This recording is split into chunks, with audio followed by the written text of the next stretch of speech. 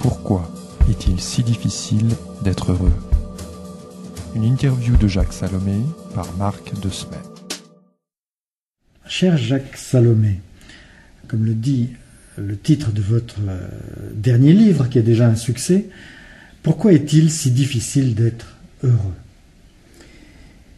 Parce que je crois que la recherche du bonheur est un véritable paradoxe.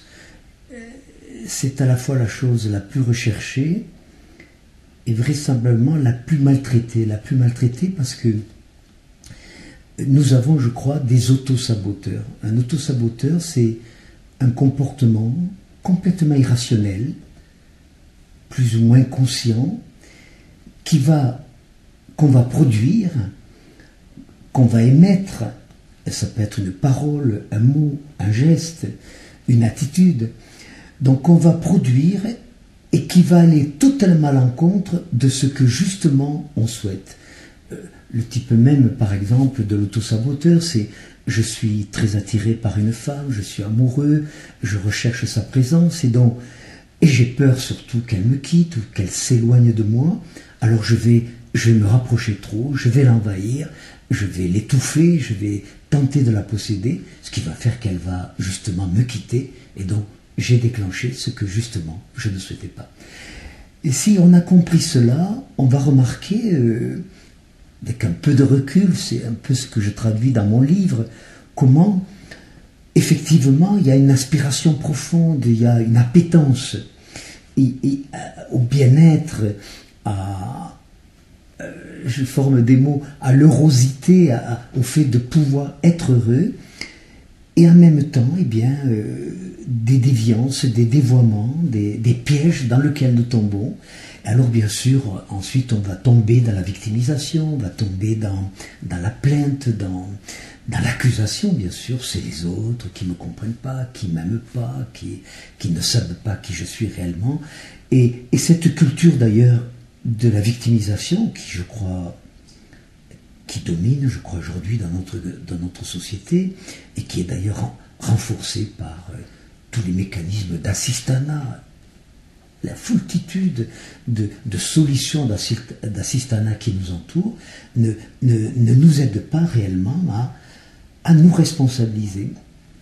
Si je tentais de montrer, on me le demande souvent, qu'est-ce que c'est au fond que le bonheur?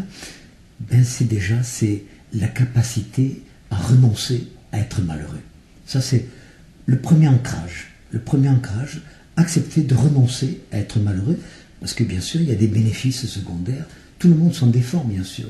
On va dire que c'est l'entourage, les autres, mais nous avons une créativité incroyable pour être malheureux. Oui, et c'est donc une véritable décision qu'il faut prendre, à la fois pour repérer nos saboteurs, qui sont au quotidien, parce que vous avez cité un grand exemple amoureux, mais c'est vrai aussi que c'est dans les moindres gestes quotidiens, parfois, que les saboteurs interviennent. Ah, mais dans une multitude de décisions, j'avais un ami, dernièrement, il me racontait, il est dans une histoire de divorce, et il dit, je voulais choisir une femme comme avocat, on m'avait dit que ce serait plus aidant qu'un homme, on m'a donné une liste où il y avait 19 femmes avocats et un seul homme. J'ai choisi l'homme, il a été d'une maladresse incroyable, il a mis le juge contre moi et j'ai pratiquement perdu, entre guillemets, ce divorce.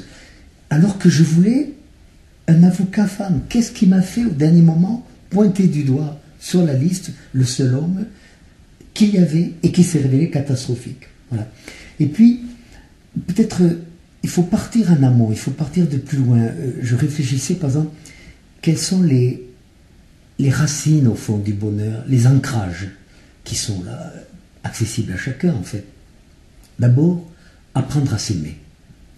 Et apprendre à s'aimer, non pas d'un amour narcissique, égocentrique, mais d'un amour de bienveillance, d'un amour de respect, d'un amour de tolérance envers soi-même.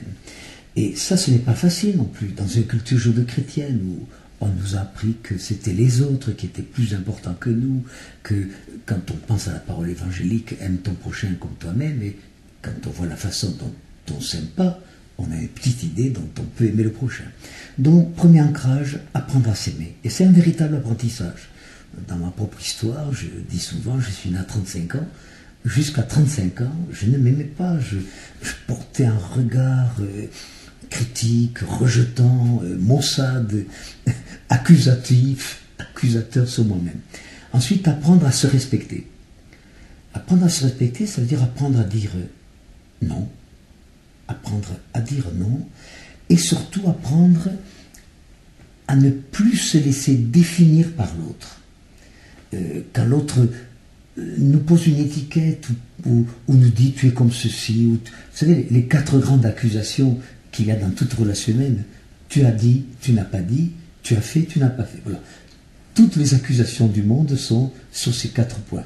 Donc apprendre à se respecter, apprendre à se responsabiliser, ça veut dire je ne suis pas responsable de tout ce qui m'arrive, mais je suis responsable de ce que j'en fais.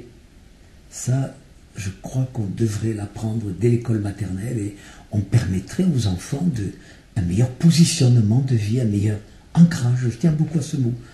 Parce qu'il faut des fondations, il faut des ancrages dans nos existences. Et puis, 4e point, être fidèle à soi-même. Nous sommes toujours dans un conflit de fidélité. Fidélité à l'autre, à mon entreprise, à ma bien-aimée, à ma famille d'origine, etc. Mais aussi fidélité à moi-même. Ces 2 fidélités doivent apprendre à cohabiter ensemble. Et quand ces 2 fidélités sont en harmonie l'une envers l'autre, la relation est vivante, la relation peut durer, la relation est bonne. Mais si à un moment donné, je reprends l'exemple d'une relation conjugale, je sens que je suis plus fidèle à moi-même et que je veux rester fidèle à l'autre, donc je ne me respecte pas, je ne suis pas responsable de moi-même, je suis dans la soumission ou le compromis. Mais moi je n'aime pas ce mot parce que ma grand-mère disait le compromis est toujours très proche de la compromission. Donc pas trop de compromis. Et qu'est-ce que c'est au fond être fidèle à soi-même? Bien, c'est découvrir, mais bien sûr, là je l'énonce avec facilité, mais je vois par exemple que j'ai mis plus de 40 ans à découvrir par exemple le concept de besoin relationnel.